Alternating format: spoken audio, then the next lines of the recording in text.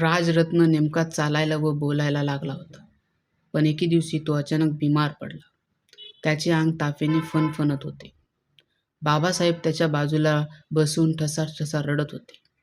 बाबासाहेबांच्या खिशामध्ये एकही रुपया नव्हता व बाबासाहेबाला माहीत होते की याला औषधी न दिल्यामुळे याचा आजार आणखी वाढत आहे.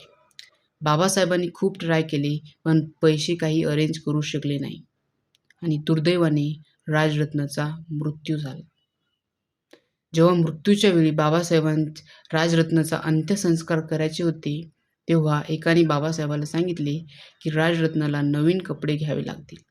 तेव्हा बाबासाहेबांना प्रश्न पडला की ह्याच्या औषधीसाठी माझ्याकडे पैसे नव्हते तर नवे कपडे कसे घेणार. तेवढ्यातच माता रमाई आल्या व